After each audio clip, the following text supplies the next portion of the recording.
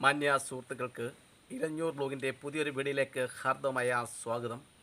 പ്രിയ സുഹൃത്തുക്കളെ, നമ്മൾ ചാക്കിൽ താമരക്കണ്ണൻ ചേമ്പ് നട്ട് അത് കിളിച്ച് വളർന്നുകൊണ്ടിരിക്കുന്നു. അവൻ പല സുഹൃത്തുക്കളും എന്നോട് ആവശ്യപ്പെട്ടു, ഗ്രോ ബാഗിൽ താമരക്കണ്ണൻ ചേമ്പ് നടാൻ പറ്റുമോ, അതിൻ്റെ വീഡിയോ ഒന്ന് കാണിക്കണമെന്ന്. തീർച്ചയായിട്ടും ഗ്രോ ബാഗിൽ നടാൻ പറ്റും. പക്ഷേ താമരക്കണ്ണൻ ചേമ്പിൻ്റെ വിത്തുകൾ താരന്മേനെ വലിപ്പം കൂടിയ വിത്തുകളാണ്. നമ്മുടെ ചീമച്ചേമ്പിൻ്റെ അത്രയും വലിപ്പം വരത്തില്ലെങ്കിലും സാധാരണ വലിപ്പം കൂടിയ വിത്തുകളാണ്. അതുപോലെ നല്ല രീതിയിൽ ഇത് വിളവ് കിട്ടുന്ന ഒരു ചേമ്പിനമാണ്. അപ്പോൾ അതുകൊണ്ട് തന്നെ ചാക്കിൽ നടന്നതാണ് കൂടുതൽ ലാഭവും ആദായകരവും. എന്നാൽ ചാക്കിനകത്ത് നിറയ്ക്കാനുള്ള കരിയില, ഉണങ്ങിയ ഇലകൾ കിട്ടാൻ ബുദ്ധിമുട്ട്, അതിനകത്ത് മണ്ണിന് ബുദ്ധിമുട്ട് ഒക്കെ ഉള്ളവർക്ക് ഗ്രോ ബാഗിൽ നമുക്ക് കൃഷി ചെയ്യാം. ഗ്രോ ബാഗിലും താരതമ്യേന ഒരു 4 കിലോ വരെയൊക്കെ നമുക്ക് വിളവെടുക്കാൻ സാധിക്കും. അപ്പം ഗ്രോ ബാഗിൽ ഇത് നടിയിൽ മിശ്രിതം എന്ന് വെച്ചാൽ ചിലരൊക്കെ പറയുന്നത് പ്ലോട്ടിംഗ് മിശ്രിതം എന്നൊക്കെ പറയുന്നുണ്ട്. അപ്പോൾ ഇത് തയ്യാറാക്കുന്നുണ്ടേ ശ്രദ്ധിക്കേണ്ട ചില കാര്യങ്ങളൊക്കെ ഉണ്ട്. അപ്പോൾ അത് നമ്മൾ തയ്യാറാക്കുന്ന വിധങ്ങൾ ഞാൻ ഒന്ന് പറഞ്ഞ് മനസ്സിലാക്കാം. സുഹൃത്തുക്കൾ ഒന്ന് കണ്ടിരിക്കുക. നമ്മളെടുക്കുന്ന ഈ ഗ്രോ ബാഗ് ഇതിപ്പോൾ പുത്തൻ ഗ്രോ ബാഗ് തന്നെ ആവണമെന്നില്ല.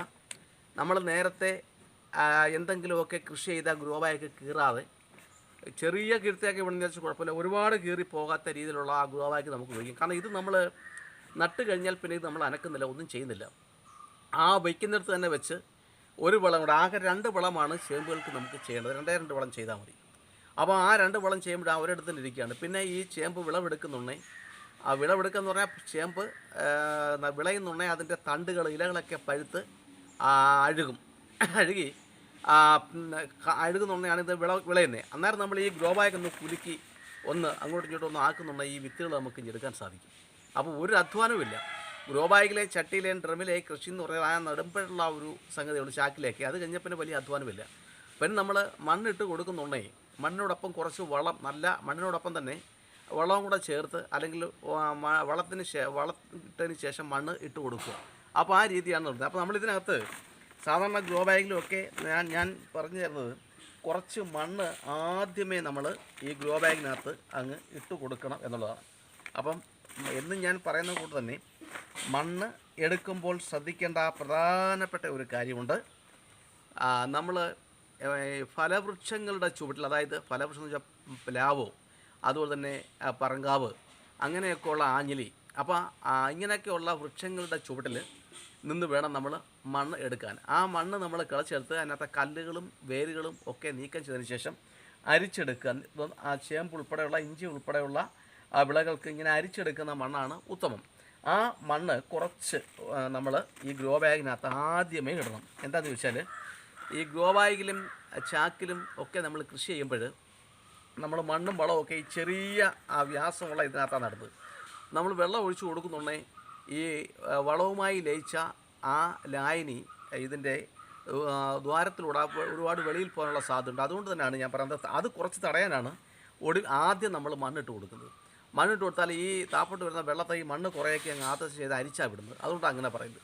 അതിനുശേഷം ഞാൻ കുറച്ച് കരിയില എന്ന് പറയുന്നത് നമുക്കറിയാം, ഉണങ്ങിയ വൃക്ഷങ്ങളുടെ ഇലകൾക്കാണ് കരിയില എന്ന് പറയുന്നത്. കിഴങ്ങ് വർഗ്ഗ വിളകൾക്ക് വളർച്ചയ്ക്കും അതുപോലെ തന്നെ മണ്ണ് കട്ടിയാവാതിരിക്കാനും ഒക്കെ വളരെ അത്യാവശ്യമായ ഒരു സംഗതിയാണ് ഈ കരിയില, ഉണങ്ങിയ ഇല എന്ന് പറയുന്നത്. ചപ്പ്, ഇതൊക്കെ എന്തുമായാലും മതി. ഇത് നമ്മളൊരു 3/4 ഭാഗം ഇത് നല്ല ഭംഗിയായിട്ട് അമർത്തി ഇതിനകത്ത് അങ്ങാക്കണം. ഇത് എടുക്കാൻ ഒരു പ്രയാസവുമില്ല. നമ്മുടെ വീട്ടിൽ ഒരു പക്ഷേ വൃക്ഷങ്ങളൊന്നും ഇല്ലെങ്കിൽ തന്നെയും തൊട്ടടുത്ത പുരയിടത്തിൽ നിന്നോ അതല്ലെങ്കിൽ വഴിയോരങ്ങളിൽ നിന്നോ ഒക്കെ നമുക്ക് ഇത് ഒരു ചാക്കിൽ ശേഖരിച്ച് കൊണ്ടുവന്ന് വയ്ക്കാൻ സാധിക്കും. അപ്പം ഈ കരിയിലയൊക്കെ നിറയ്ക്കുന്ന ഗ്രോ ബാഗൊക്കെ നിറയ്ക്കുകയൊക്കെ ചെയ്യുന്നത് എപ്പോഴും രാവിലെ ആയിരിക്കണം എന്ന് പ്രത്യേകം പറയുന്നതിൻ്റെ കാര്യം, കരിയിലേക്കൊക്കെ ഒരു ജലാംശം വന്ന് മയപ്പെട്ടിരിക്കുന്ന സമയമെന്ന് വെച്ചാൽ രാവിലെയാണ്. നമ്മൾ ഉച്ചയ്ക്കോ അതല്ലെങ്കിൽ വെയിലോടൊക്കെ ഈ കരിയില ഇതിനകത്ത് നിറയ്ക്കുന്നുണ്ടെങ്കിൽ കരിയിലയുടെ ഇങ്ങനെ മടങ്ങി വരത്തില്ല, പകരം മൂർച്ചയേറിയ ഭാഗം പോലെ തോന്നിക്കും. അത് ഗ്രോ ബാഗിൽ കൊള്ളുകയും മുറുകയും ചെയ്യും. ഗ്രോ ബാഗ് കീറിപ്പോകും. എന്ന് മാത്രമല്ല, ഇപ്പോൾ കൊള്ളിക്കാൻ പറ്റുന്ന അത്രയും കരിയില ഉച്ച സമയങ്ങളിൽ ഈ ഗ്രോ ബാഗിനകത്ത് നമുക്ക് കൊള്ളിക്കാൻ പറ്റത്തില്ല. അത് നമ്മൾ പ്രത്യേകം ശ്രദ്ധിക്കണം. അപ്പോൾ രാവിലെയാണ് ഗ്രോ ബാഗ് കൃഷി ചെയ്യേണ്ടത്. അപ്പോൾ ആദ്യം കുറച്ച് മണ്ണ്, രണ്ടാമത് കൂടുതൽ കരിയിലയാണ് നമ്മൾ ഇട്ട് കൊടുക്കുന്നത്. 1/4 ഭാഗത്തോളം കരിയില നമ്മൾ അമക്കി കൊള്ളിക്കണം. ഈ കരിയില ഭാവിയിൽ നല്ലൊരു വളമായി മാറും. ഒപ്പം മണ്ണ് കട്ടിയാവാതിരിക്കാൻ ഈ കരിയില സഹായിക്കും. നമ്മൾ ഇട്ട് കൊടുക്കുന്ന മണ്ണ് കട്ടിയാവാതിരിക്കാൻ ഈ കരിയില സഹായിക്കും എന്ന കാര്യം നമ്മൾ മറക്കരുത്. അപ്പോൾ ഇത് ഒരു പ്രത്യേകത ഉള്ളത്, വളരെ രസകരമായ ഒരു ചെടി കൂടിയാണ് ഈ താമരക്കണ്ണൻ ചേമ്പ്. താമരക്കണ്ണൻ ചേമ്പ് 2 ഇലയുണ്ട്, 3 ഇനമുണ്ട്, 2 ഇലയാണ്, 2 തരത്തിലുള്ള ഇലയാണ്. നീല തണ്ടുകളും ഇലയും ഉള്ളതാണ് താമരക്കണ്ണൻ ചേമ്പ്. ഇതിപ്പോൾ അതാണ്. പച്ചിച്ചിരിക്കുന്ന ഇലയും തണ്ടും ഉള്ളതുണ്ട്. അതിൻ്റെ ചെറുതും അതിൻ്റെ വലുതുമുണ്ട്. വലിയ താമരക്കണ്ണൻ ചേമ്പ് അഥവാ കുട്ടച്ചേമ്പ് എന്നൊക്കെ പറയും. അത് വലിയ ചേമ്പാണ്. അത് ഒരിടത്ത് കൊണ്ട് നട്ടാൽ വലിയ പരിചരണമൊന്നും ഇല്ലെങ്കിൽ തന്നെയും കിളയ്ക്കുന്ന ഉടനെ ഒരു കൊട്ട നിറച്ച് വിത്ത് നമുക്ക് കിട്ടും. ഇത് വളരെ സ്വാദിഷ്ടമായ ഒരു കറി കൂടിയാണ്. ഒരു കറി വെക്കാനും അവിയൽ വെക്കാനും വറക്കാനും ഒക്കെ കൊള്ളാവുന്ന ഒരു കിഴങ്ങ് വർഗ്ഗ വിളയാണ്. ഒട്ടനവധി ആരോഗ്യ ഗുണങ്ങളും ഉണ്ട് എന്ന കാര്യം നമ്മൾ മറക്കരുത്. അപ്പം ഇങ്ങനെ നമ്മൾ വെച്ചതിന് ശേഷം നമ്മൾ എന്ത് ചെയ്യണം? ഒരു കുറച്ച് മണ്ണ് നമ്മൾ ഇട്ട് കൊടുക്കും. കുറച്ച് മണ്ണ് ഇട്ടാൽ മതി, മണ്ണ് കുറച്ച് മതി. കുറച്ച് മണ്ണ് നമ്മൾ ഇതിനകത്ത് ഇട്ട് കൊടുത്തു. കാരണം ഈ മണ്ണും ഈ കരിയിലയും തമ്മിൽ ഒരു ചെറിയ വിഘടനമുണ്ട്, പ്രവർത്തിച്ച് ഇത് പൊടിഞ്ഞ് നല്ല വളമാവും. ഒപ്പം ഇഷ്ടം പോലെ ചേമ്പും വിത്ത് ഉണ്ടാവാൻ ഉള്ള ഒരു മെത്ത ആയിട്ടിത് രൂപാന്തരപ്പെടുകയും ചെയ്യും. പിന്നെ ചേമ്പിൻ്റെ വിത്തുകൾ നമ്മൾ സൂക്ഷിക്കുമ്പോൾ തിരഞ്ഞെടുക്കേണ്ടത് ഏറ്റവും വലിയ വിത്തുകൾ നടാൻ വേണ്ടി നമ്മൾ വെക്കരുത്. ചെറിയ വിത്തുകൾ, ഒരുപാട് ചെറുതും ആവരുത്. ആ ചെറിയ വിത്ത് നോക്കേണ്ടത് ഈ സൈസ് വിത്തുകൾ മാത്രമേ നമ്മൾ നടുന്നതിന് വേണ്ടി മാറ്റി വയ്ക്കാവൂ. അപ്പോൾ ചേമ്പിൻ്റെ വിത്തുകൾ ഒക്കെ പെട്ടെന്ന് ചൂട് കൊണ്ട് നീറിപ്പോകാനുള്ള സാധ്യതയുണ്ട്. അതുകൊണ്ട് തന്നെ കിളച്ച വിത്തുകൾ തിരഞ്ഞെടുത്തതിന് ശേഷം നല്ല ഒരു കുഴിയെടുത്ത് ആ കുഴിക്കുന്ന അടിയിൽ കരിയിലേക്ക് ഇട്ട് ഇച്ചിരി മണ്ണൊക്കെ ഇട്ട് അതിന് ശേഷം അതിന് മുകളിൽ വിത്തുകൾ അടുക്കി പറക്കി വെച്ചതിന് ശേഷം വീണ്ടും നമ്മൾ കരിയിലേക്ക് ഇട്ട് മണ്ണൊക്കെ ഇട്ട് തണലൊക്കെ ഇട്ട് വേണം ഇത് സൂക്ഷിച്ച് വെക്കാനും. എങ്കിലേ നല്ല വിത്താവത്തുള്ളൂ.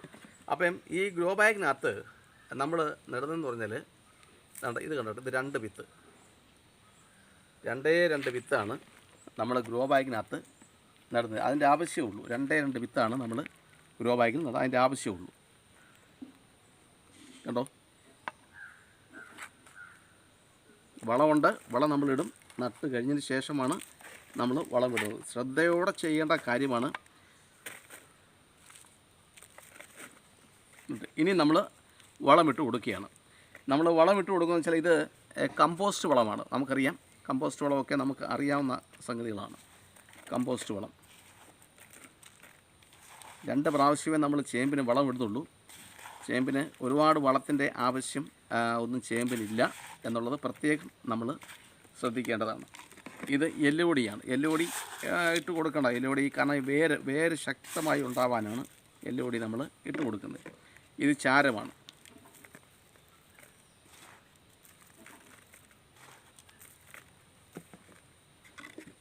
ഇനി നമ്മൾ ചെയ്യേണ്ടത് ഒരല്പം മണ്ണ് ഇതിൻ്റെ മുകളിൽ ഇട്ട് കൊടുക്കും. കുറച്ച് മണ്ണ് ഇട്ട് കൊടുത്താൽ നമ്മൾ മണ്ണിപ്പോൾ കുറച്ചേ ചേർത്തിട്ടുള്ളൂ, അതിൻ്റെ ആവശ്യമുള്ളൂ.